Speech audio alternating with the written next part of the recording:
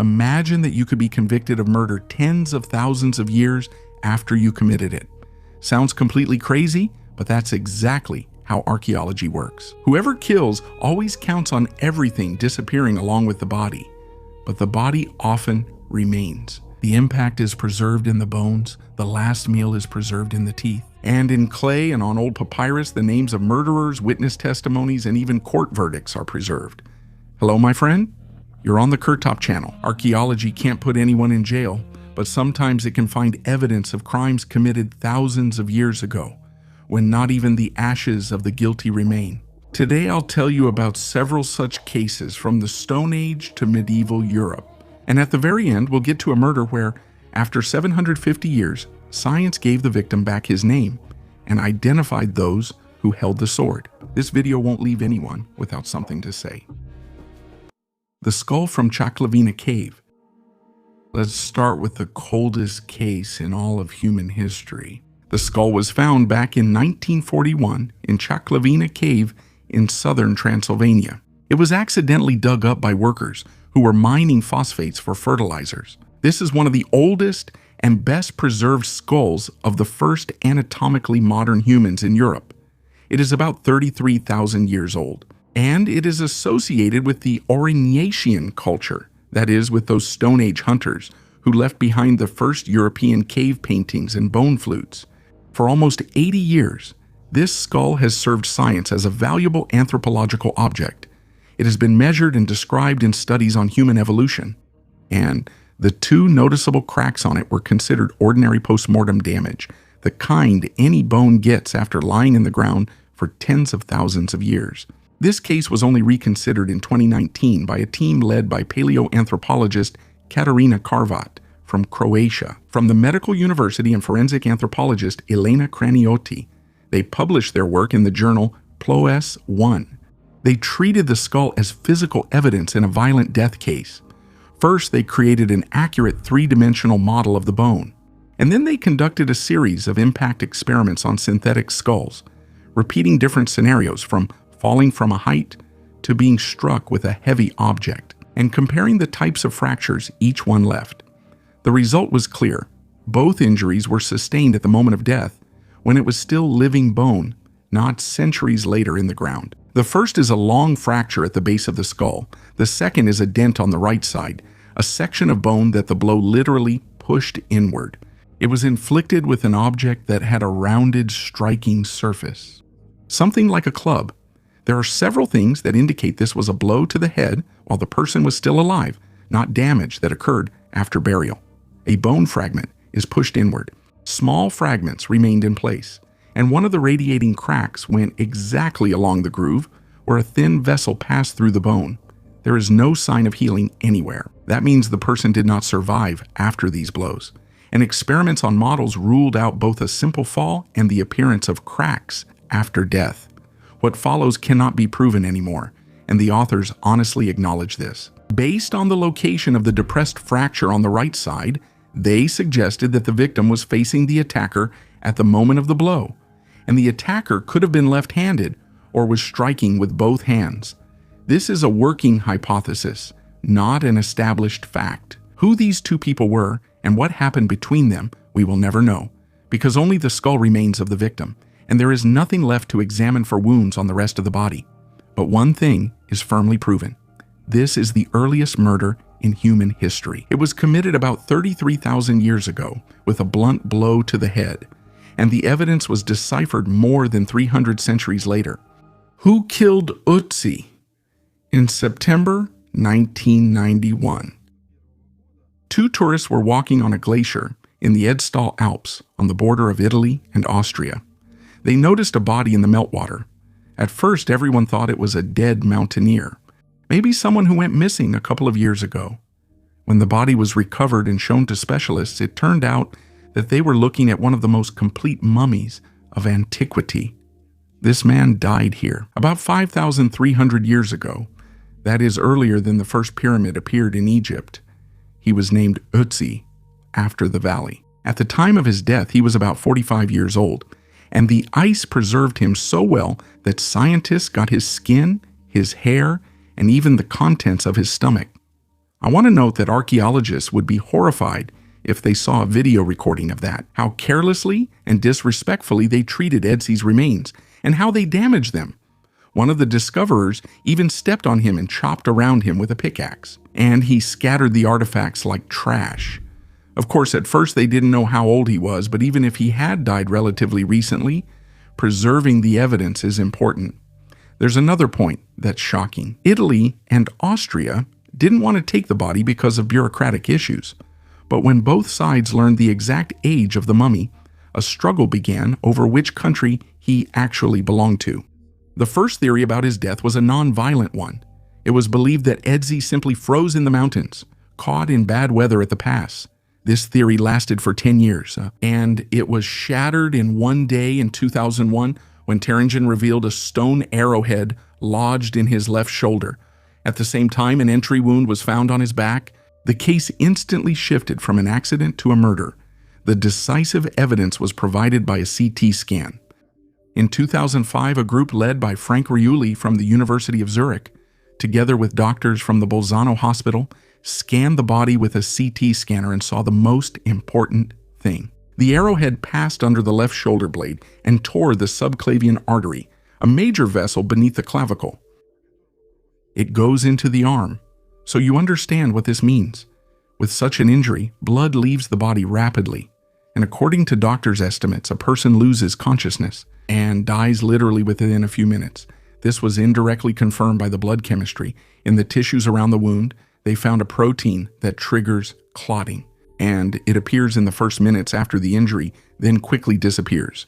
Since it was preserved, it means Ötzi died almost immediately after the shot. And now, here are the details that turn this discovery into a real investigation. The arrow was shot from behind and below. That means the shooter was hiding behind the victim and struck from the back. The arrowhead itself was made of flint, smaller than a coin, and remained in the body, just a few millimeters from the ruptured vessel, and it's still there to this day.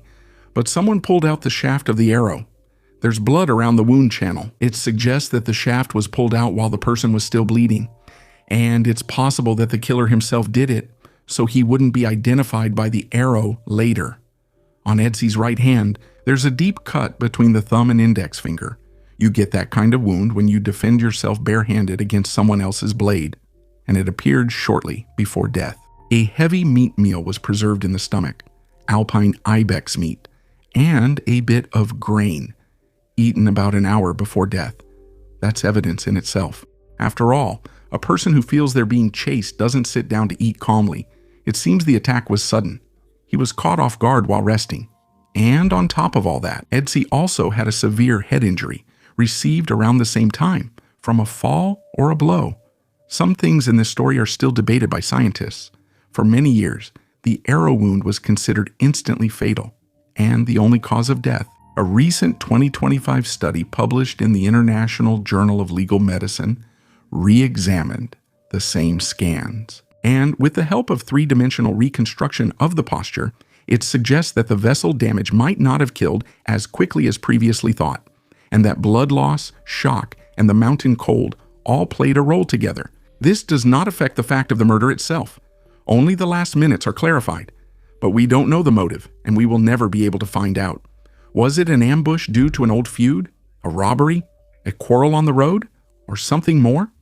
It's impossible to tell from the body. All we know is that this person was shot in the back, then he was finished off, or someone tried to finish him off. And after the murder, the killer even took the time to pull the shaft out of the wound. The killer of Ötzi was eventually forgotten. But Ötzi, lying there murdered, continued to tell the world his story. A mass grave in ancient times. In 2011, near the village of Koszyce in southern Poland, archaeologists excavated a mass grave about 5,000 years old, and it immediately became clear that this was an unusual burial. There were 15 people in the pit. There were 5 adult women, 4 adult men, 2 girls, and 4 boys. All of them died from a blow to the head. The burial belongs to the so-called globular amphora culture, to the farmers of the late Stone Age. They were called that because of their distinctive stone vessels. According to dating, this is around 2800 BC. The most terrifying thing about this find was not revealed immediately, but only when an international team led by Hannes Schroeder took on the case. From the University of Copenhagen, the scientists read the DNA of all 15 skeletons, added radiocarbon analysis, and studied the isotopes. And they realized that they were looking at one big family, spanning 3 generations. Mothers lay next to their children. Brothers and sisters were next to each other. This work was published in 2019 in the Journal of the National Academy of Sciences of the USA. The bones show that almost everyone received a blow to the head. At the same time, there are almost no defensive wounds on their arms. This means the people either didn't have time or couldn't defend themselves. They were likely surprised, captured, and killed quickly. Moreover, all of them were killed with the same type of weapon, possibly a stone axe. And here the story takes a turn that's hard to comprehend. These people were killed brutally, but buried with great care. The bodies weren't just thrown into a pit any which way. They were carefully laid out and placed according to family ties. A mother with her children, relatives next to relatives. Along with them, rich burial goods were placed in the grave, dishes and jewelry, as is done only for those who are sent off with respect. Only someone who knew the deceased well and truly cared about them could have done this. And here genetics revealed another detail. Among the women and children buried in the grave, their husbands and fathers were not present. It seems that these men simply weren't home at the time of the attack. They had gone away on business or hunting. They returned, found their relatives killed, and buried them themselves. Imagine that return home for a moment, and you'll understand why archaeologists call this discovery a family tragedy. We don't know who attacked this family.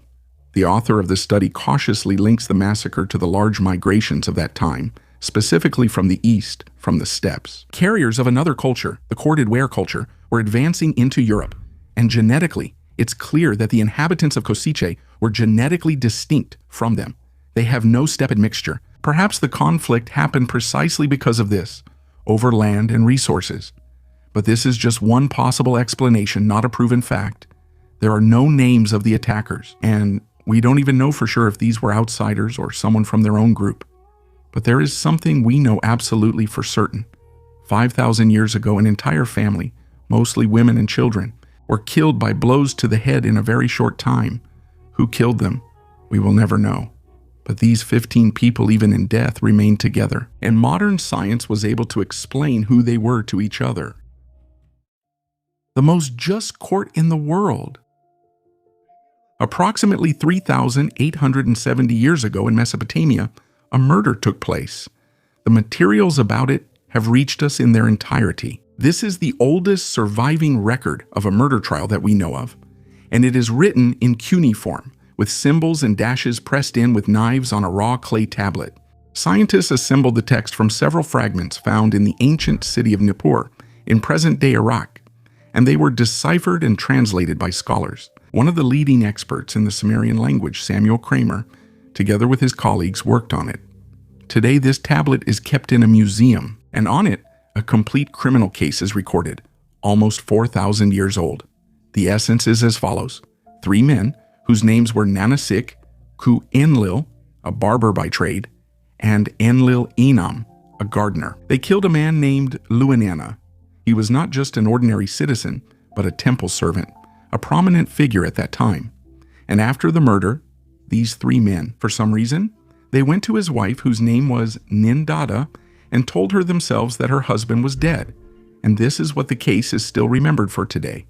The wife didn't say a word to anyone.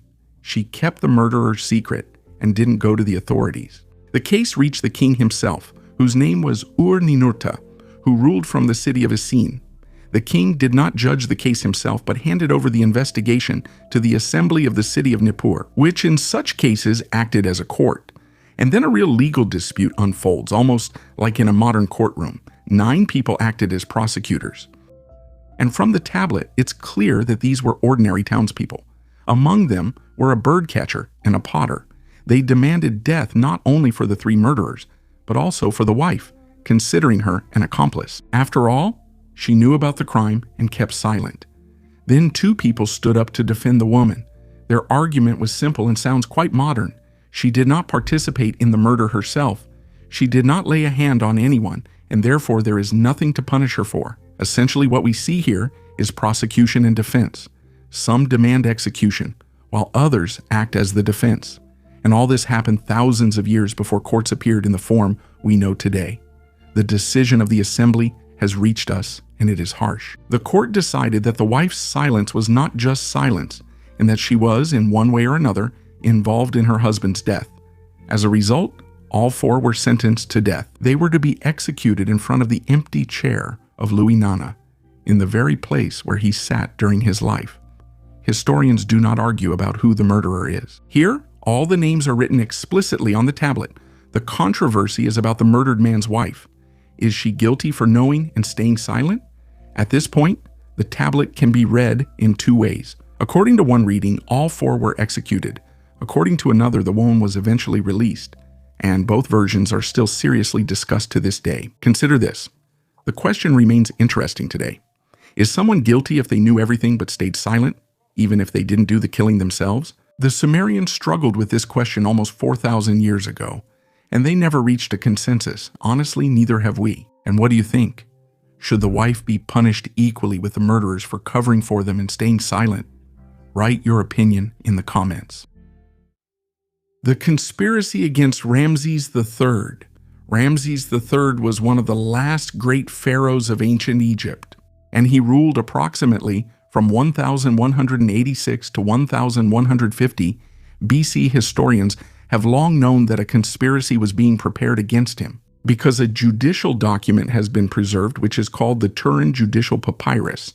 This is essentially the court record of the conspirators' trial. From it, we know that the assassination attempt was conceived by one of the lesser wives, named Tea. Ramses had many wives and sons, and by law, the throne was supposed to go to the heir from the chief wife.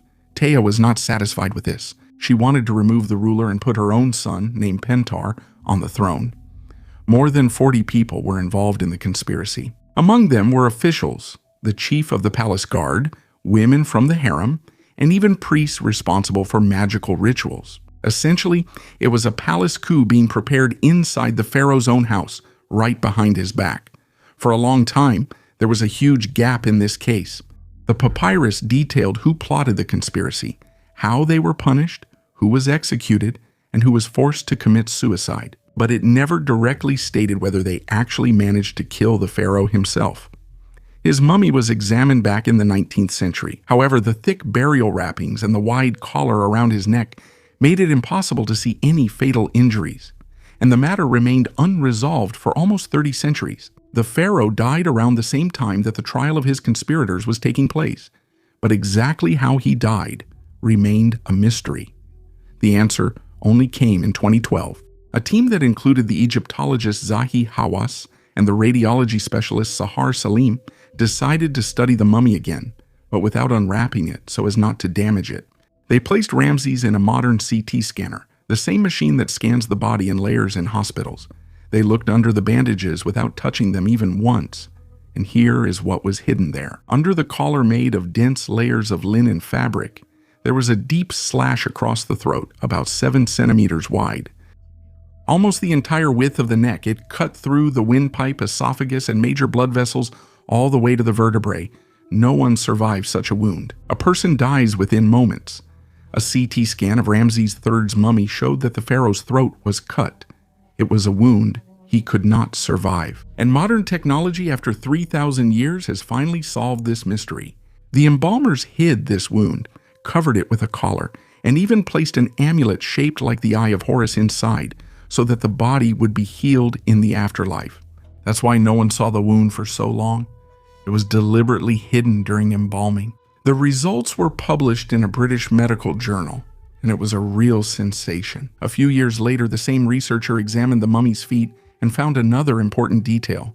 The big toe on the left foot had been cut off, and it was done with a different weapon, not the one used to cut the throat. This led to the conclusion that multiple people attacked the pharaoh simultaneously from different directions, some from the front, others from behind.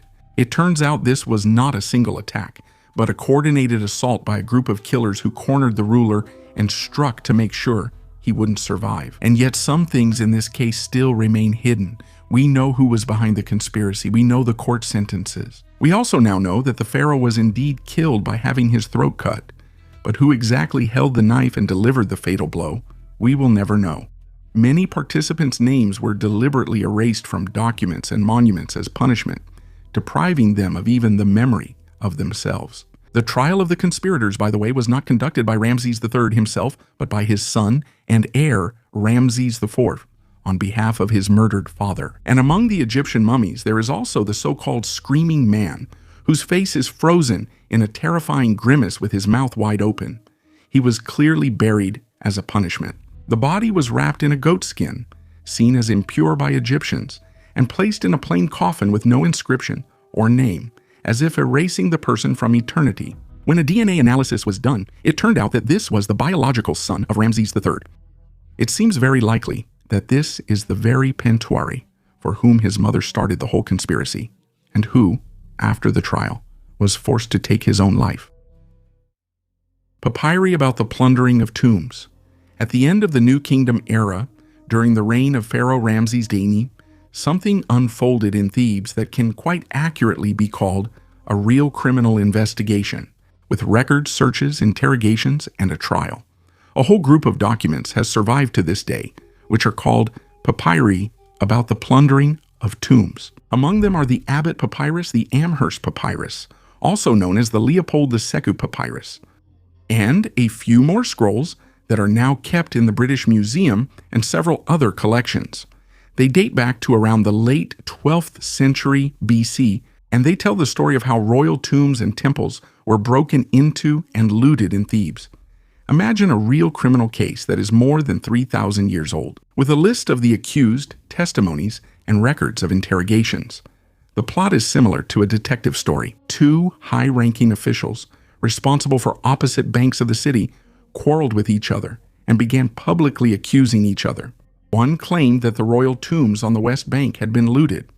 The other vehemently denied it and said that everything was in place. To find out who was right, the authorities formed a commission and conducted a real inspection right at the royal cemetery. The Abbot Papyrus describes this in detail. The inspectors visited several royal tombs and tombs of priestesses and carefully recorded the condition of each. Some of the burials turned out to be intact. The seals at the entrances were untouched, but others had been broken into, and the traces of the crime were obvious. The thieves burned passages with torches to make it easier to break the stone. They scooped gold and jewels out of the sarcophagus, and the disturbed bodies of the kings themselves were thrown aside right there. Next, the interrogations begin. And this is the harshest part of the story, which should be told honestly. The papyrus of Leopold II preserved the confessions of 8 people who broke into the tomb of Pharaoh Sebekemsaf, who ruled several centuries earlier. The robbers broke into the burial of both the king himself and his wife, Queen Nubkas. They stripped the mummies of gold, amulets, and jewelry. Then they set fire to what was left. The document also describes in detail how the investigation itself was conducted. Testimonies were extracted through beatings. People were struck with sticks on their hands and legs. They were forced to reenact the crime at the scene. And the suspects were kept locked up at the temple. One of the robbers, a stonemason named Amin Amin Panifer, openly described how he and his accomplices broke into tombs on the west bank of Thebes year after year and divided the loot among themselves. These documents reveal much more than just individual thefts. Behind them lies an entire system of corruption. Most of the robbers turned out to be from the community of workers who actually built these tombs themselves, from the famous village of Deir el Medina and the surrounding villages. In other words, the tombs were broken into by those who knew better than anyone else in the world where the entrance was hidden, where the traps were, and where the most valuable items were kept. And behind them, there was clearly protection from officials of the highest rank up to the city governor, those who were supposed to be guarding all of this. At the same time, the court, whatever we might think of it by today's standards, did not function as a simple act of reprisal. Not all of the accused were found guilty, and the punishments varied significantly in severity. The confessions, which we largely rely on, were extracted under torture. Therefore, we need to treat them with caution. After all, when being beaten, a person will say almost anything just to make it stop. Historians still dispute the exact dates of the thefts and the full extent of the looting. After all, over time, thieves got into most of the royal tombs of Thebes, and almost all of them have come down to us already empty. But the very fact is still astonishing. More than 3,000 years ago, investigative commissions already existed. There were visits to crime scenes, interrogation protocols, and courts for cases of tomb robbery, and records of all this have come down to us almost in their entirety. The Lindow Man. In August 1984, workers extracting peat in the Lindow bog in Cheshire, England, noticed a human leg on the conveyor belt. This is how one of the most famous bog bodies in Europe was found, who was named the Lindow Man and jokingly nicknamed Pete Marsh, which sounds like peat marsh in English. The salty, acidic, almost oxygen-free water preserved the body quite well. Even the skin, the reddish stubble on the face, and the contents of the stomach were preserved. This man lived about 2,000 years ago in the Iron Age, although it was not possible to determine the exact date. Different laboratories gave a range of several centuries. He was a young, strong man, about 20 to 25 years old, well-groomed, with trimmed nails, clearly not someone who bent his back working in the fields. And that alone is already a hint that he was not an ordinary person. When forensic experts studied the body, the method of murder turned out to be frighteningly complex. First, the man was struck hard on the head twice, with such force that a bone fragment went straight into his brain. Then a cord made of tendon was tightened around his neck, and from this compression, 2 of his cervical vertebrae were broken, and to top it off, his throat was cut. Just imagine the cruelty with which they killed this poor guy. Any one of those blows alone would have been enough to kill him. But here, they came one after another. After all that, the body was lowered face down into the bog water. Archaeologists call such excessive cruelty a threefold death, and it's precisely this that became the main point of debate in this case. The debate is no longer about who killed him, but why. One group of researchers, and this is a long-standing influential theory, sees this as a ritual sacrifice. The logic is this: an ordinary murder or execution usually involves just one way of killing a person. After all, both an executioner and a murderer only need to do their job once. But here, the victim was killed as if 3 times in a row. It's as if each blow was a separate, necessary step in a ritual. The location itself also supports the ritual theory. After all, for people of the Iron Age, a bog was the edge of the world between water and land, a boundary beyond which the realm of the gods began. The victim's last meal also supports this: a piece of burnt barley bread and some mistletoe pollen found in the stomach. Mistletoe was a sacred plant for the Druids, the Celtic priests. Some scholars see this as more proof that the person was a sacrificial victim, not an executed individual. But there is also a completely different interpretation, and it is supported by quite reputable experts. In their opinion, the threefold death may not be a ritual at all, but simply a very brutal murder or an execution for a serious crime. Some scholars even doubt that all these wounds were inflicted intentionally one after another. In their opinion, some of the injuries could have appeared later, under the weight of compressed peat over 2,000 years, and some even in our days when the body was struck by a peat cutter during extraction. One of the curators of the Iron Age collection at the British Museum once noted an interesting thing. Lindow was a remote, deserted place. It was hardly suitable for either a solemn public ritual or a quiet, ordinary murder. The Lindow Man is now on display at the British Museum, and much is known about him, except for the most important thing. You can see how he was killed, the order in which the blows were struck, and what he was strangled with. The only thing that's unclear is why. Was it a sacrifice to the gods, or an execution for a crime? Scientists are still debating this, and this question remains unanswered. The case of the dismembered prince. The last case, the largest, closest to us in time, and the richest in evidence. Because here, bones, DNA, and old written chronicles all work together. In November 1272 in Hungary, the young prince Béla, a man about 25 years old, was killed. He had royal blood on both sides. On his mother's side, he was the grandson of the Hungarian king Béla IV from the Arpad dynasty, and on his father's side, he came from the Rurikids, the very dynasty that ruled Rus for many centuries. After the death of King István V in the summer of that same year, the country plunged into turmoil. The very young Laszlo IV ascended the throne, and the noble families immediately began fighting for power with the king still a child. Béla was one of the few adult men of the royal house and had a claim to the throne himself. That meant he was an obstacle to someone. According to 13th century chronicles, he was invited to a council on an island that was then called Zajci, which today is Margaret Island, in the very center of Budapest. There, a trap awaited him. As soon as Béla arrived, he was attacked right in the monastery courtyard and killed on the spot. His body was mutilated so badly that it was almost impossible to identify him.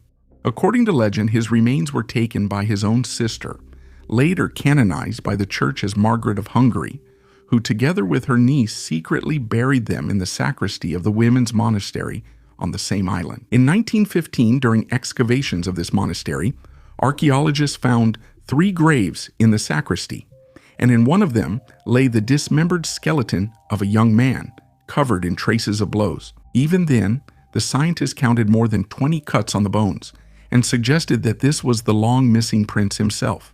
But then the bones were lost to science for decades. During the war, they were considered irretrievably lost, and only in 2018 were they unexpectedly found in the museum and university collections of Budapest. A large international team immediately took up the case, and their findings were released quite recently, in November 2025, in the scientific journal Forensic Science International Genetics. And here's what they managed to extract from these bones. Radiocarbon analysis pointed to the middle of the 13th century. The timing matches perfectly. Dental calculus, hardened plaque on teeth, revealed a wealthy person's diet. A lot of meat, bread, and porridge. Ordinary people couldn't afford that.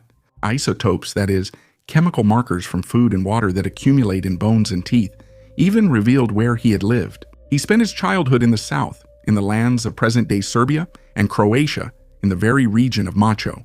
Later, he moved closer to the center of Hungary, exactly as it should have been for the real Béla. But the decisive word came from DNA. Geneticists proved that this man is a direct descendant of King Béla III from the Arpad dynasty. And at the same time, he carries the male line of the Rurikids. Thus, the nameless mutilated skeleton once again had a name. They also reconstructed the murder itself. They found 26 fatal wounds on the bones, all inflicted at death. For context, just 2 or 3 would have been enough to kill someone. The cuts show at least 3 people attacked with different swords simultaneously. Béla tried to defend himself. When he fell, the attackers kept hacking at him, finishing him with blows to the head and face. That many wounds weren't needed to kill someone. Researchers say that this was driven by rage and personal hatred. The authors even phrased the title of their work as a question: was this a cold-blooded calculation? And they themselves answered, no. The attack was indeed planned in advance. But Béla wasn't hacked to death in cold blood. It was done in a real frenzy. There are also things that couldn't be proven. No witnesses to the massacre survived. And the sequence of blows was reconstructed by scientists only from the bones.